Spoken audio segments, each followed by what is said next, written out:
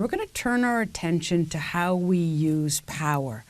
How do we use it in ways that's healthy, that's effective, creative, and generative? So in this class, I'm going to introduce you to the three main keys of power intelligence. And so think of these keys as the things you need to learn or the things you have to develop in order to make sure that you use your power well. And imagine, using powers like driving a car. So the three main things you need to learn how to steer, you need to learn how to brake, and you need to follow the road signs. Those are like the three things you need to drive a car. Well, the three things that you need for using power are the same thing. It's like the basic operating mechanisms for using power well. And think of the key as an antidote to one of the traps of power. So in other words, for each thing we're going to talk about, each of the keys to using power well, the reason it's a key, the reason we need to do it is because it actually undoes one of the three traps of power. There's three main ways we misuse power. So by learning these keys, you are learning how to not misuse your power. So in my work and research, I've identified three main ways that people use power poorly, right? The main problem. So the first thing is, it's what I call the unconscious use of power. The second one is the reactive use of power. And the third one is the self-serving use of power. So these are the three ways people use power poorly. And so for each of these traps or problems, there's a solution, and that's one of the keys to power intelligence. So the first one, the unconscious use of power, the first key is to develop your use of power, right? To just be aware that you have power, to understand all the powers you have, and to really understand how to use all the powers you have. The second trap is the reactive use of power.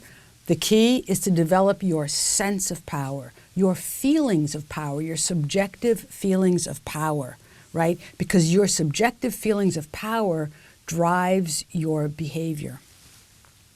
And the third problem, the self-serving use of power, well, the corrective key for that is to develop your role of power, to understand what it is to be in a role, to be a symbol in a role, and to have an impact in a role of power. So how do others view you? What are the responsibilities of being in a role? So let's start with, I'm going to unpack these now a little bit. Let's start with the unconscious use of power. So that's the first trap, the unconscious use of power. Why is being unconscious of power a problem? Like, how can being unconscious of power be a misuse of power? If I'm not conscious of having power, how can I misuse it or abuse it even? Well, if you don't see or use all your powers, you're not seeing or recognizing the impact you're having on other people. And first of all, that's a problem for you. Because if you don't see or use all your powers, you're just not influential, right? You lack influence, you lack impact. You're not able to really make an impression. You're not able to get things done. You're not able to sort of influence others in a certain direction. And so you're limited in what you can achieve. And I've worked with a lot of leaders who were just uncomfortable having power, right? They didn't want to be the boss, and they didn't want to have power over anybody. So they kind of abdicated, they deferred, they didn't make decisions. They wanted to be more egalitarian and hear from everybody else. And, so they preferred to have discussions or hearing other people's points of view, but it just led to endless conversations and people getting frustrated, really chaotic meetings. That leadership vacuum that they created by not fully stepping into their power just was filled by the loudest voices or the most dominant voices. Agendas were constantly being hijacked, and discussions were derailed, and things became irrelevant and tangential. So not being conscious of power, not wanting to have power creates problems.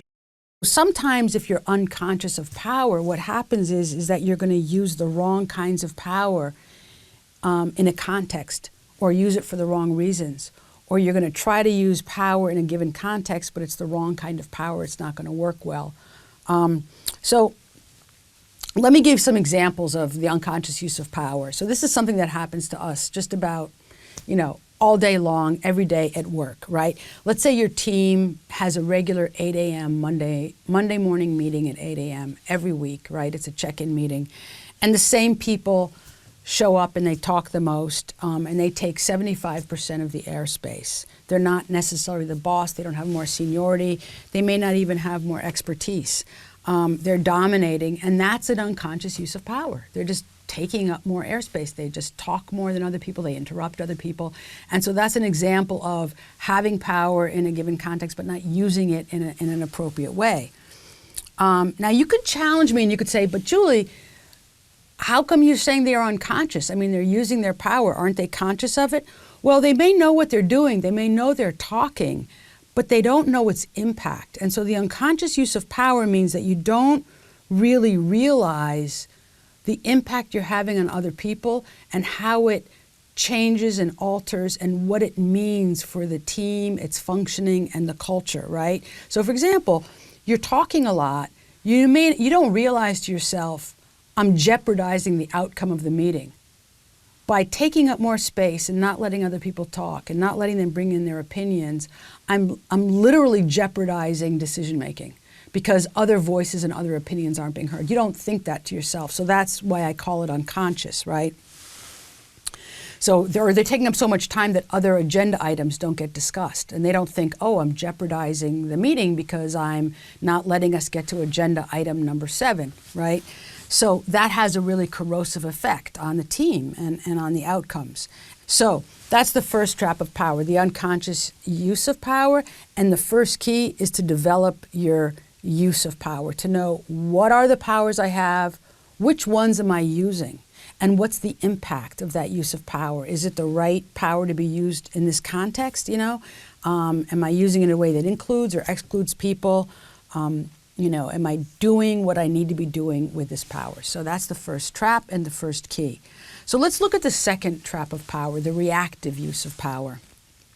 Power is a little bit like alcohol. It lowers our inhibition. And when you have more rank, you have more freedom.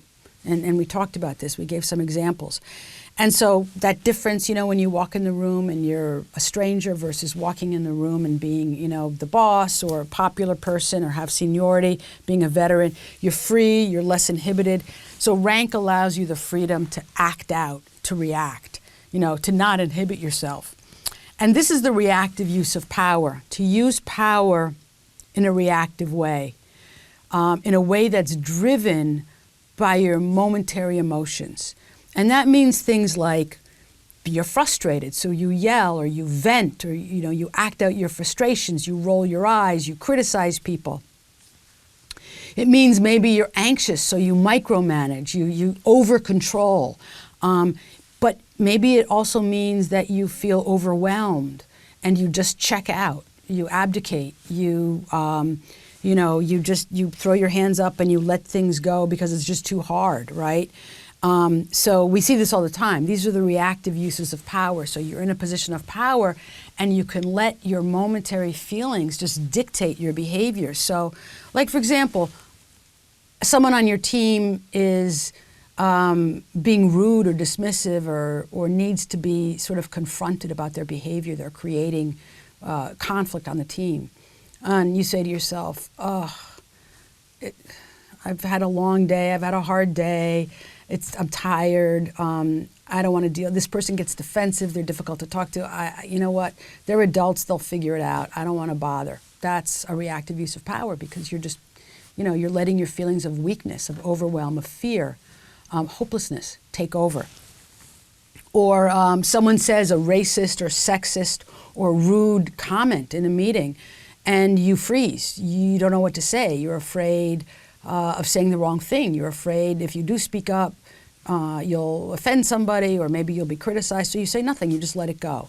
That's a reactive use of power because you just abdicate. You're like, I don't know what to do, so rather than do anything, I'll do nothing and I'll play it safe, right? Or you feel let's say you feel what people sometimes refer to as an imposter syndrome, right? Where you feel like you don't know enough, or you don't feel smart enough, and you're in a role where you have to coach or mentor people, but you feel too inconsequential. You don't feel you have anything to give or to offer, so you don't support or teach or mentor people on your team. Or you're afraid that if you say something, you'll sound stupid, so you don't speak up, even if you're not the boss, right? In those senses, in those examples, it's what I call a reactive use of power, because we're in a role of power, or we have a responsibility to do something, but we have the option to let ourselves off the hook, to just let our emotions govern the context, govern our actions, and we can get away with it. And why do we get away with it? Why do bosses get away with yelling or venting or screaming at people or micromanaging or just being completely checked out and absent? Well, I talked about it before. Power comes with lower supervision, so they're just accountable to fewer people, right? Nobody's really supervising their behavior. There's no penalties for the behavior. They're freer to indulge these parts of their nature. Second, power means dependency. So when people are dependent on us, they're more likely to put up with things because they need the job, or they need us to like them, or they need something from us. So, when people put up with harassment, or students put up with mocking or bullying, and people say, why do they put up with that? Or, why don't they just walk away? Well, it's because of the dependency, right? We need to either stay in someone's good graces, or stay in the in crowd, or we need our job, whatever it is. This is why people don't blow the whistle. This is why people don't speak up, because of this dependency. And then finally, remember we talked about a rank reflex, that people are just conditioned to defer, right, to people in high rank. And so sometimes we might doubt ourselves. So if somebody says something critical to us, like let's say somebody with higher rank, a teacher or a boss or a supervisor, is mean or negative or demeaning, we might actually think, did that really happen? Or did they really say that? Did they really mean that? Am I making this up? Maybe I'm overreacting. So we will sort of second guess ourselves because of that hardwired reflex to defer. So that's the second trap of power, the reactive use of power. We're letting our feelings govern our behavior. And we use our power to protect, defend, avoid, boost our ego, manage our anxieties. So that's what we mean by reactivity, right? That we're using power in a way to sort of soothe or control or calm or release our emotions. And the key is to develop our sense of power, right? To develop our inner sense of power, to identify more internally with the power that we have, right? Rather than feeling weak or fearful or threatened or anxious. So what we're going to talk about when we talk about this trap is that power is as much a feeling as it is a fact, right? Power is a feeling, not just a fact. We have a feeling of power, and the way we feel drives our behavior. So it's really important to realize that you're only as powerful as you feel. You may have a title, or you may have something that gives you power, but if internally you don't feel powerful, you're not going to be able to really enact that power in a really healthy way. So let's look at the third and final trap and key, okay? The third trap of power is the self-serving use of power. So anyone who has power faces a constant temptation, right? Am I going to use this power for myself, to make myself richer, to make myself stronger, to hold on to my power, to just give it to me and my friends, or am I going to use this power with responsibility? Am I going to fulfill my obligations? Am I going to use it for the greater good, right? So power is the ring of Mordor, right? It gives us a choice. We can use it for ourselves, or we could use it for the greater good. And this is the central challenge of power. So basically, do you see power in terms of, privileges and perks, or responsibilities and obligations and purpose? So this allows us, right, to be tempted to use power for our own benefit, for our own greatness, right? We can serve our own interests. And so now you might be thinking, as you listen to me say this, you might be thinking to yourself, well, yeah, this is the example of stealing resources from the company, or flying the corporate jet, for your 40th birthday, or, stock options and penthouse apartments and all those, crazy things. But actually, a self-serving use of power is a very everyday thing, and we see it all the time. So, for example, you have rank. You don't have to answer your emails, right?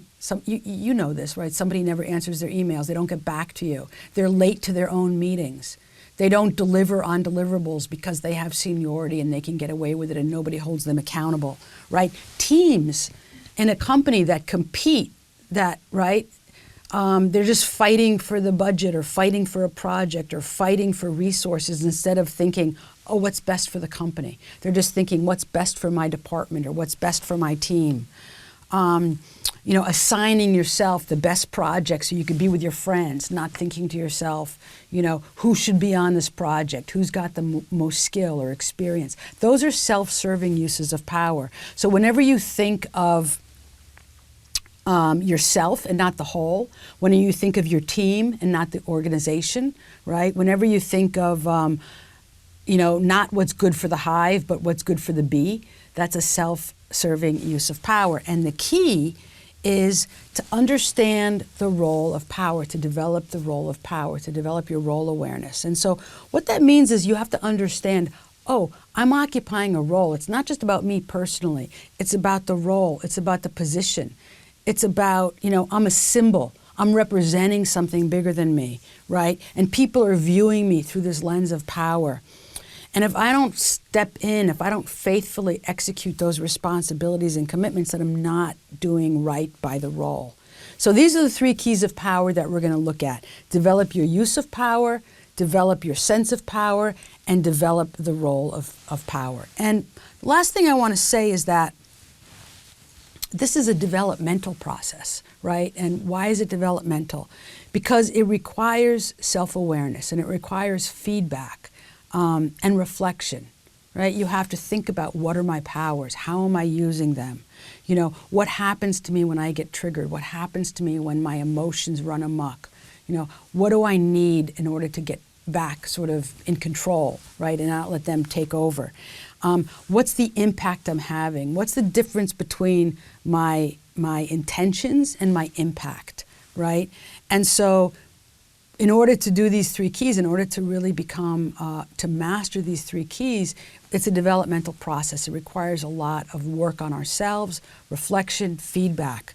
So if you're a coach or you're an educator, you're a consultant, you're a talent development professional, what we're going to talk about next, this is going to be the focus of your coaching work, of your consulting work.